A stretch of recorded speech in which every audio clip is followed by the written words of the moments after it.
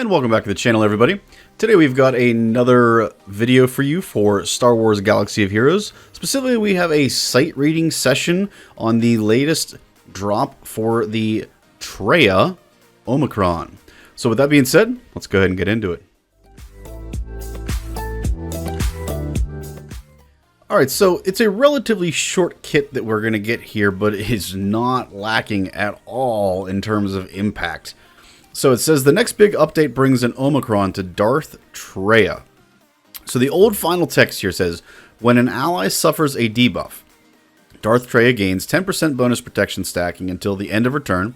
At the start of each Sith ally's turn, Traya dispels all debuffs on them and deals damage equal to 5% of their max health, max of 75. For each debuff dispelled. When allied Darth Nihilus or Darth Sion are critically hit or inflicted with a debuff, Traya gains 12% offense stacking for 2 turns.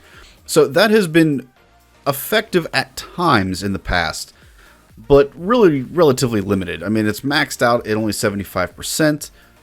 There's very, very rare occasions where Traya is going to just absolutely annihilate somebody with that gain of 12% offense that she's getting there. It is possible. It has happened. There have been a few times where that can occur, but it's definitely not that frequent. Now, with the new final text, you're going to see a significant difference. So the whole first paragraph here where it says new final text, that is all pretty much identical. There's really not a massive difference there. Where it is significantly different, though, is where it says while in Grand Arenas. This is the Omicron itself. So let's go ahead and just skip straight to that, get into that information here. It says Sith allies gain 40% critical damage, max health, and offense. So already that is drastic. The critical damage is good, don't get me wrong, but that's not really, in my opinion, what is the most dangerous aspect here. What's really more dangerous, in my opinion, is the max health and offense. As we know, the way that Sith Traya teams in particular work is that they are just really, really thick, and they punish the opposing team for taking turns and attacking out of turn. Basically, they're kind of a, the tortoise and the hare. The slow and steady wins the race, so to speak. So critical damage is great, but in reality, the max health and max offense are probably going to be better in the long run. When a Sith ally suffers a debuff, they gain 10% bonus protection stacking until the end of their turn. Now remember again, folks, bonus protection is not based off of protection, but instead it's based off of health. Don't ask me why. You'll have to call CG on that one. But we do know, again, they're gaining 40% max health off the bat right away. Now when you gain that 10% bonus protection, which is based off of their health, that is even more of a benefit with that bonus protection now being added on there. And it is stacking. So if you're facing teams that do a ton of heavy debuffs, one, they're not going to do anything to Traya teams because she just has everybody dispel them when they get their turn. But also, two, they're now going to gain just an insane amount of bonus protection all the way until the end of that turn. So they're going to be extremely, extremely thick and difficult to kill anytime somebody is debuffing them. Okay, so keep that in mind. Next sentence here. At the start of each Sith ally's turn, Traya dispels all debuffs on them, and all Sith allies gain 5% critical damage, health steal, max health, and offense stacking max 100% until the end of the encounter. So this is not drastically different than what her unique has done in the past. Her unique has always cleared any debuffs from anybody, but that's all it has done. It has just cleared the debuffs off of them. In this case, it's going to not only clear the debuffs under her unique. Sorry, for a second there. It's not only going to dispel them, but also they're going to gain all this critical damage, this health steal. The health steal is going to be very important, folks. That's going to be very, very important. Max health and offense. Again, that health, that offense, and then health steal here coming in as well. Stacking up to a max of 100%. So they're going to get thicker and thicker and thicker and thicker, not only every time they get debuffed, but now they're going to get thicker every time they take a turn and they dispel all of these debuffs. Plus, they're going to gain all that offense, all that crit damage. So suddenly that 40% crit damage at the beginning now isn't looking so bad. Like I said, it is good. It is very good. Don't get me wrong. But I think the health and the offense are going to be even more important because of the way her kit works and the way the other characters in her teams typically work. Where were we here? By the way, that's until the end of the encounter. So things like TB, yeah, going to work very, very well. When an allied Darth Talon is critically hit or inflicted with a debuff, Traya gains 12% offense stacking for 2 turns. That's okay. Not amazing, but it's okay. When an allied Darth Nihilus, Darth Scion, or Darth Talon's health falls below 90% for the first time, their cooldowns are refreshed.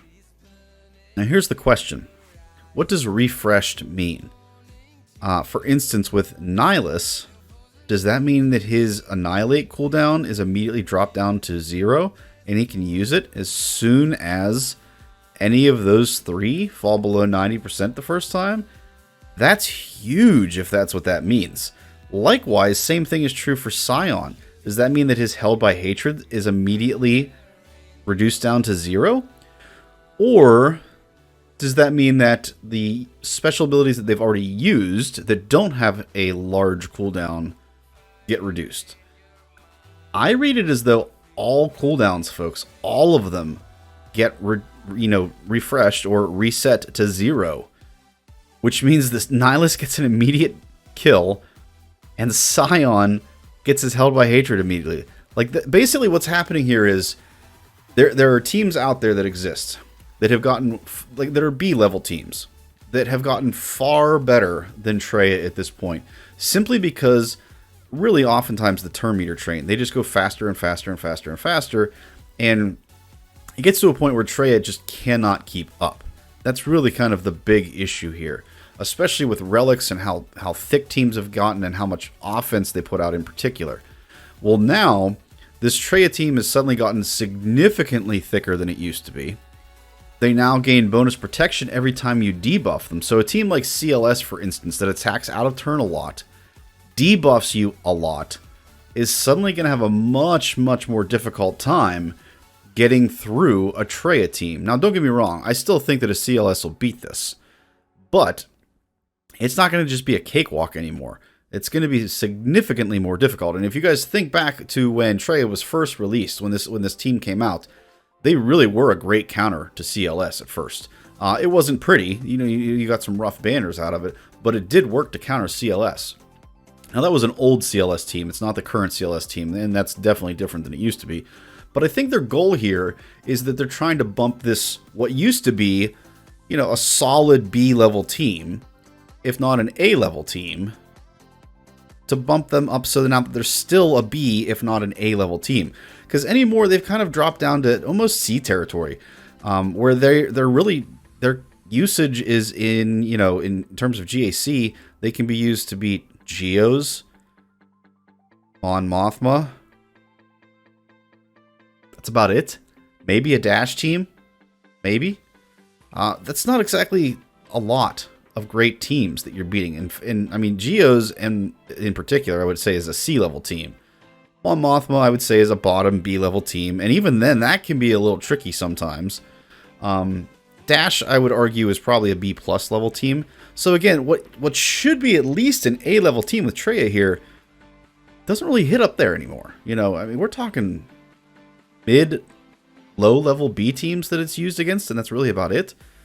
So I think what you're just going to see here is that they're going to, be way, way thicker. They're going to be able to keep up with any of these teams like Geos or Mon Mothma that sometimes do beat them because they just hit hard enough and get through them. They're able to eliminate somebody. Or B, potentially even bigger teams like CLS. I'll be interested. Let me know in the comments, folks, what you think. Do you think that this Omicron is going to give them enough thickness and enough punch that they can actually take out a CLS team? I wouldn't think they'd be able to overcome the turn meter train, but I could be wrong. I'm interested to see how this works in the wild. Will you guys be putting this on Traya? I personally will be. I love the Traya team. I love the Sith team. I have them up at the relic levels. I don't have them super high relic. I'd love to. I'd love to get them all relic 7. They're just so thick when you do that. But I personally will be putting an Omicron on her for this because I just think it's really good. I think it's going to, like I said, have her punch up. She's now going to be able to take on much, much higher A tier teams, whereas before she can only take, bottom B level teams. So it should be interesting. Should be really interesting to see how she works here moving forward. Alright folks, if you liked the video today, which I hope you did, I'd appreciate it if you guys gave me a thumbs up. Also, if you want to catch more content that we're putting out for both Star Wars Galaxy of Heroes as well as some other games in the future, particularly we're going to be looking at Valheim here not too distant future, make sure you guys subscribe and turn on notifications down below. Last but not least, if you'd like to join the live discussion on Discord or check out the live GAC streams, you can check out Twitch as well. I've got all of those links down below in the video description. Alright everybody, catch you next time.